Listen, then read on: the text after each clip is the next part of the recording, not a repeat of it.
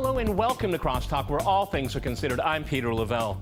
The most fragile of ceasefires alongside the most cynical way to undermine the hope for peace.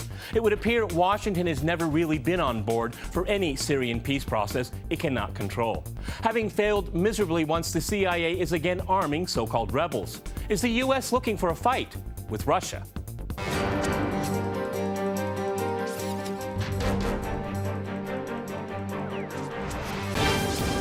To Crosstalk the Syrian ceasefire, I'm joined by my guest, Michael Hodlin in Washington. He is a senior fellow at the Brookings Institution. Also in Washington, we have Michael Maloof. He is a senior reporter for WorldNet Daily and a former Pentagon official. And in London, we cross to Kamal Alam. He is a fellow at the Royal United Services Institute, who also advises the British military on Syrian affairs. All right, gentlemen, Crosstalk rules in effect. That means you can jump in anytime you want, and I very much encourage it.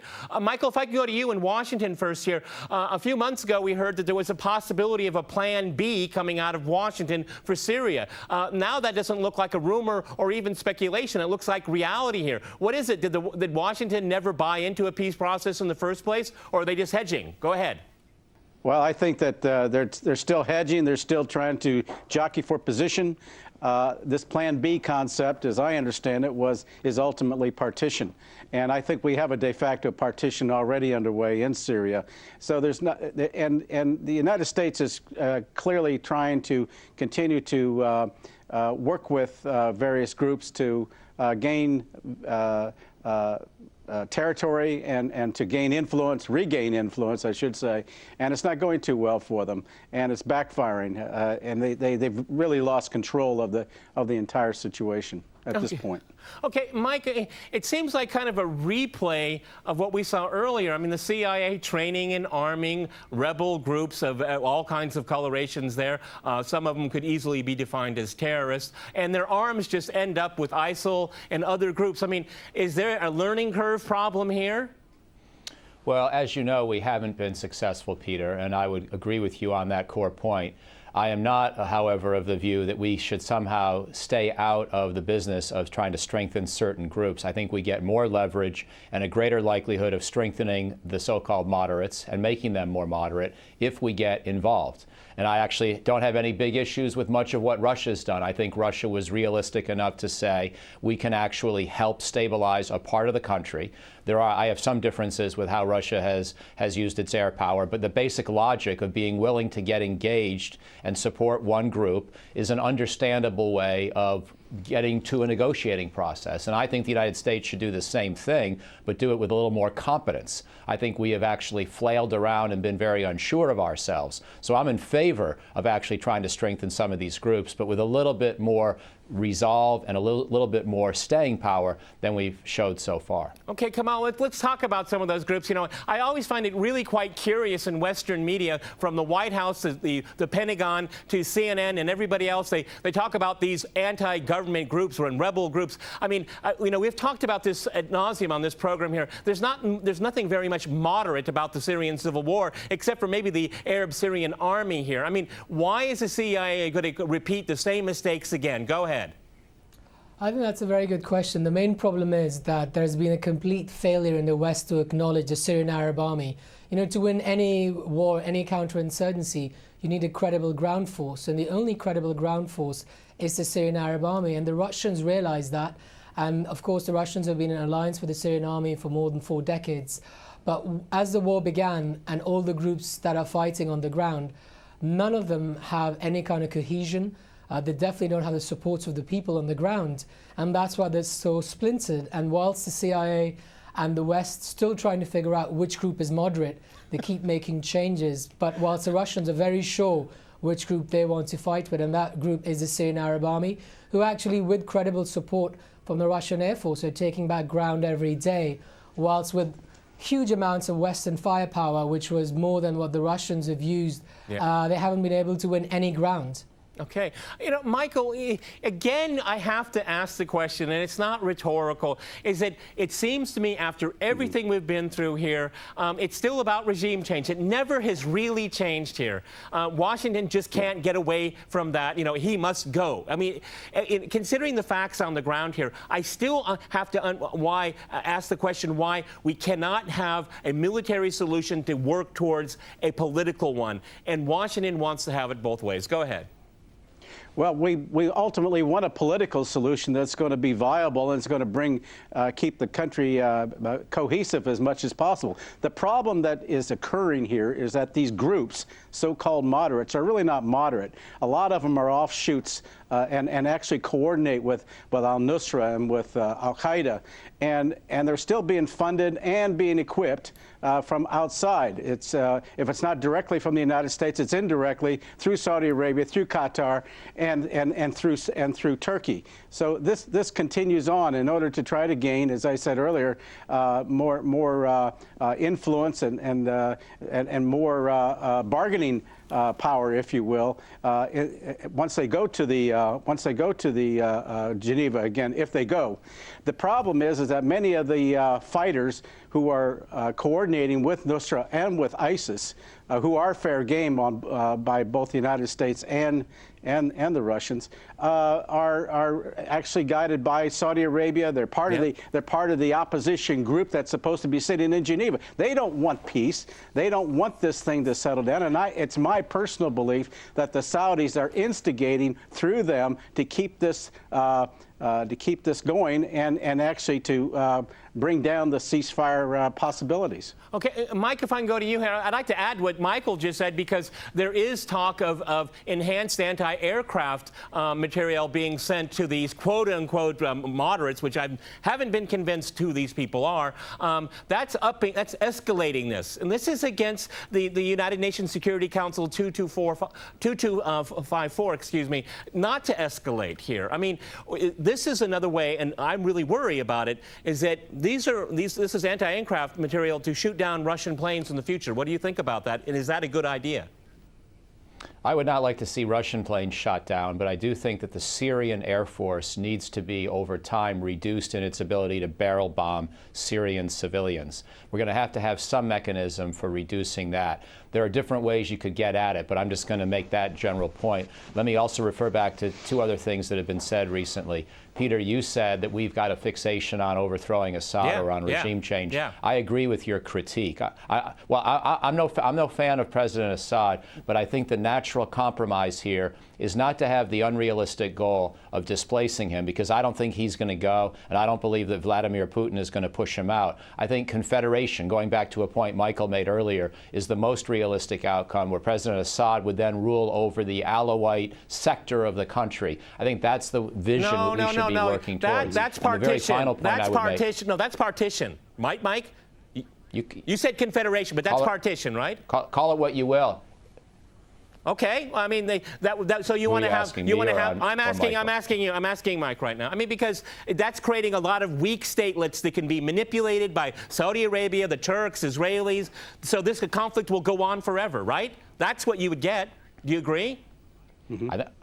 Mike, the conflict is already going on forever. Well, yeah, but I mean, the United States could have some leverage. The conflict is already going on forever. Well, yeah, it is, but I mean, the United States is going in the wrong direction here. Why doesn't it pressure its allies, like the Saudis, like the Turks, to stop doing the things they're doing? And why the CIA is training another generation of fighters? Who's interested in peace here? None of the players I just mentioned are. Do you agree or disagree with that? Well, I agree, but Assad has the blood of 4/5 of all the victims on his own hands, and so he is not a nice guy. He is not a moderate by comparison to these other groups. That is absolutely not true, Mike. You know that is not true. You know, when you look at the numbers here, half that number are military personnel that have died to protect their country from foreign terrorists. Okay? So a lot of people have died for the regime in Damascus that they see as legitimate. You want to jump in there, Michael, here? Because we can go down and play this name game here, but people are giving their lives because they know that if a black flag goes up in Damascus, it'll be bloodletting of an unbelievable magnitude. Go ahead, Michael.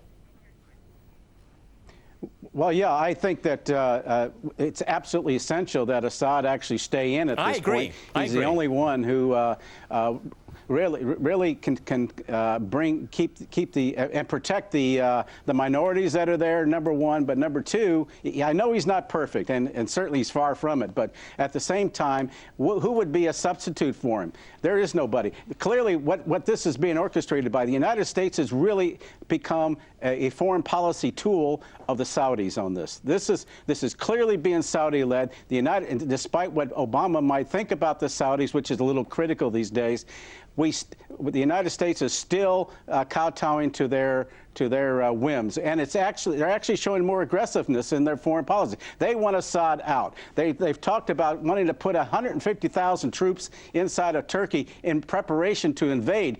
Not to go after ISIS, but to bring down the regime. The same with Turkey. So it's very clear what their intentions are, and they're going to continue to undermine this peace process that the United States and Russia are really trying to bring together, and the Saudis are not going to permit it, and there's very little that the United States wants to do to antagonize the Saudis. Okay. And I don't know why. I don't think we really need the Saudis.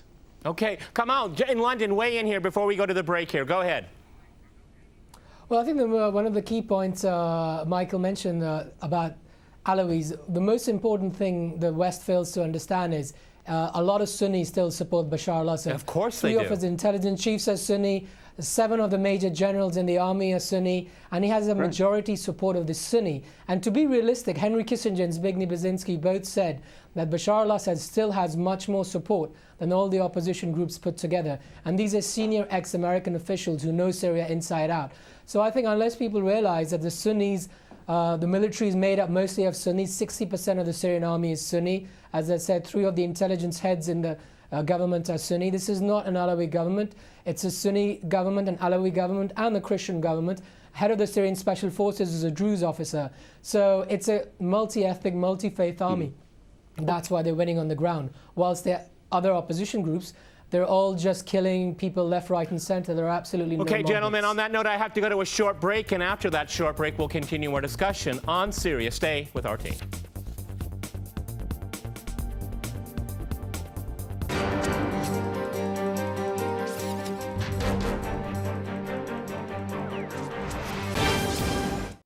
Okay, Mike, I'd like to go back to you in the Brookings Institution. I think all of us would agree to one degree or another the ceasefire is collapsing and may come to an end. We have in mainstream media the reporting of the CIA reporting, training a new group of people, rebels of one sort or another.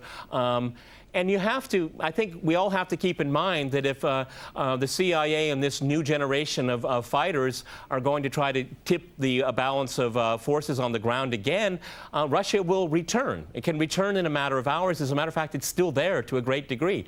I mean, isn't this counterproductive? Why aren't we all working more closely for a political solution? Because for people like yourself that don't like Assad, I'm indifferent. I look at the legitimate government of Syria, okay?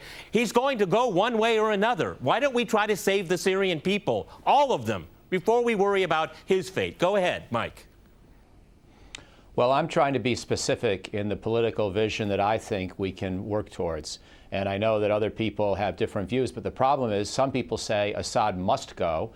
Other people say, no, he's the only realistic hope. And we all claim to be supporting the same negotiation process when we start from these completely opposite points of view. What I'm trying to do is look towards the realistic compromise. Now, in response to Kamal's point, I agree. We need to keep Syria multi-confessional and multi-sectarian, and we need to have any kind of a confederal arrangement still allow for protection of minority rights and hopefully allow the country to gradually get stronger over time with a more unified government. But in the short term, Assad has, to my mind, from what evidence I've seen, virtually no credibility among most Sunni Arabs in Syria. And I don't think that's going to change. The barrel bombing and other tactics that he's employed have just put too much blood on his hands. Other people have perpetrated horrible crimes as well, I agree. But I think a confederation model is the only realistic way to go, with Russia playing a key role in a future peacekeeping force as well. That's my vision for what I think we should be working towards. Okay, Michael, if I can go to you. I still am mystified why we have to look for virtue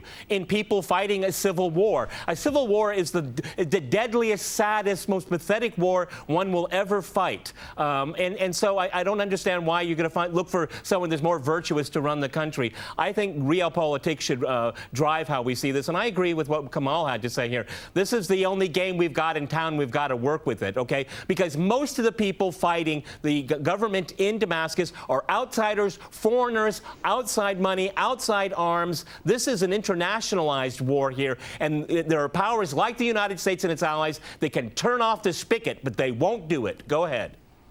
Yeah, it's like the Lebanese Civil War. What we have here is, as you rightfully point out, the United States Russia, even the Syrian people are pawns, ultimately, between the proxy war that exists between Saudi Arabia and Iran. That's what this whole thing is all about. It's for influence, for hegemony, and it's for trying to get rid of this of the Shiite crescent, ultimately, of which Assad is part of. Now, if there was such a revolt by Sunnis inside Syria, the whole military would have vacated. They would have gone by now.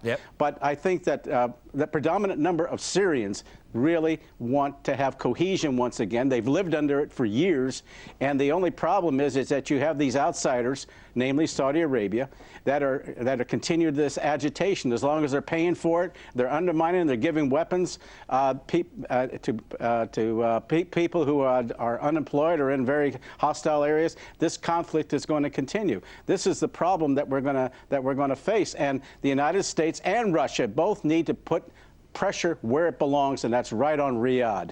Okay. Well, I mean, that's more of the position that Washington has to work that angle here. Kamal, if I can go to you, one of the things I do really worry about is that there's still forces in Washington that want to pick a fight with Russia, and this is a perfect theater for them to do it, because Russia's made commitments. It went in there, it did what it said it would do, and then it did a partial withdrawal. But if the correlation of forces on the ground changes still again, and we have these enhanced anti-aircraft weaponry on the ground, it could get very, very messy. And I want to point out to the people on the program here, my honored guests here, but the audience in general, Russia is not going to abandon the legitimate government in Damascus. Remember that. It's not going to abandon it. And so people outside in Washington that want to press for a confrontation, you'll get it if you want it. Go ahead, Kamal. No, I think, I think there are some realistic people in Washington who realize that what the Russians are doing is the right thing. And, you know, the biggest example of that is when Henry Kissinger, even at the age of 92, went to Moscow a few weeks ago to meet Putin. That's because he obviously did take a message from D.C. to Moscow and back. Also, General Mike Flynn, the former director of Defense Intelligence Agency, went to meet Putin. And let's not forget, Mike Flynn was, up until 6-7 months ago, a senior intelligence official in the White House. So there are senior people in America who believe the Russians are doing the right thing. But yes, you're right, there are some hawks who want to pick a fight with the Russians. I think this is more to do with Ukraine and NATO and the Baltic states, because they're probably more worried about what's happening there, and they might want to hurt Russia in Syria because of that. I think more than the Americans, it's the Europeans who are anti-Russia than the Americans. I could be wrong, but that's my feeling. Another very important thing to understand is most of the Americans who are talking about Geneva, similar to the Europeans, what they don't realize, there's already a ceasefire and truce happening on the ground. If you go to Syria right now, as I've just returned from Damascus, the Russian forces are actively doing ceasefire, not just for the Syrian government, but also on the behalf of the so-called Free Syrian Army and al-Nusra. You've got the airbase in the north where the Russians are welcoming any group to come and air their grievance against Assad with the Russians. So that's what you call real peace negotiations on the ground. You cannot negotiate peace in another capital. You have to negotiate peace in the country you're fighting a civil war in. And that's what Russia is doing, and Europe and America are not doing that. Mike, if I go back to the Brookings Institution here, how interconnected is it in your mind? Because we just heard Ukraine, Eastern Europe, NATO here. Do you see that there's a lot of interconnections, or are there very different situations, and are being dealt with differently? Go ahead. Well, I see them as all part of a whole if you try to understand President Putin's foreign policy. And I think President Putin is very interested in Russian power. I think he's interested in being a counterweight to the United States.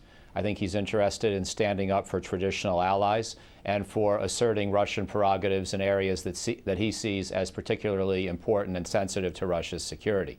And if you describe that worldview, and you might use somewhat different words, but I'm guessing you agree with at least some of what I would certainly use different words. Absolutely, I would. But go ahead, please keep going. Yeah. Yeah. Okay. Okay. But in that regard, it's not surprising that President Putin would both support President Assad in Syria and also want to have some substantial influence over events in Ukraine. By the way, even though I'm not a huge fan of President Assad, and I don't agree with a lot of what you've been saying today, Peter, I do think that Russia has had a more coherent and a more consistent policy towards Syria than we have. And I still think that core Russian and American interests can be reconciled. On that point, I agree with Kamal as well. And so we may not see the same path forward, but I don't have any particular beef with Russia's role in Syria. I'm more critical of what Russia's done in Ukraine, but in Syria, I think the basic logic was that we helped create a mess. We helped support the notion that Assad should go. And then, as Michael has been saying, we were probably a little too tolerant of letting the Saudis and the Turks drive the process. I think we should have been trying to create and nurture a moderate opposition, even though, Peter, you don't think there is one. I don't. But maybe there isn't one because we didn't do enough to try to strengthen that group relative to the other things, other pieces that Saudi and Turkish influences were strengthening. So I think we've been remiss. I think we've been incoherent. And I think Putin at least gets credit for having a single, clear policy towards Syria. Yeah, okay, Michael, if I can go to you. I mean, just to counter a little bit what Mike said there, Russia doesn't like to see the United States and its allies overturning the legitimate governments of other countries, particularly in Ukraine, when you have a putsch right there, an illegal overthrow of a democratically elected government. Then you start a civil war against the people of the East. I could go on and on and on here. I mean, just think about it. Russia is thinking about its own security. I mean, Russian aggression is a myth, okay? It's good for NATO expansion. It's good for arms expenditures, et cetera, et cetera. When it comes to Syria, it comes down to principle. My goodness, principle in the international arena. Don't overthrow legitimate governments, even if you don't like them. Go ahead, Michael. Well, the United States has had a policy of regime change. We saw that in Libya. They attempted it in Damascus, and as a consequence, it brought in these other outsiders, namely the Saudis and the Turks, to play on that. And now it's gotten out of hand. The United States no longer has control over that situation. It cannot control the Saudis and the Turks at this point, as far as I'm concerned. And what the Russians are doing, I think, is a hybrid type of warfare, a hybrid type which would include not only military, but they're balancing that with diplomatic and trying to work toward a peace talk. And I think that that's an important approach. The alternative will be I think what the United States is trying to do is bring all the Sunnis together. They're still working with the Sunnis. That's why they're still trying to create this myth of a moderate opposition.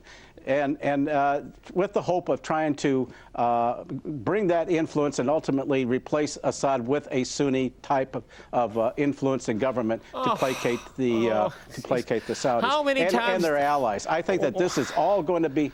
Oh, come on, Michael, we've seen this pattern over and over again. It never works here. Kamal, I'm going to give you the last 30 seconds on the program here. Are you worried that the so-called peace process in Syria is rapidly coming to an end? Go ahead. I think so. I think a lot depends on what happens outside of Syria, because as far as Syria, inside Syria, I think the peace process is doing well. There's a lot of reconciliation being done between a lot of the opposition that were fighting the Syrian army before.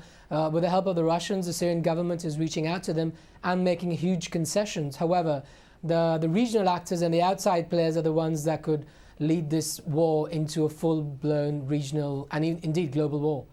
Okay, let's hope we can avoid that, gentlemen. I want to thank my guests here in Washington and in London. And thanks to our viewers for watching us here at RT. See you next time. And remember, crosstalk rules.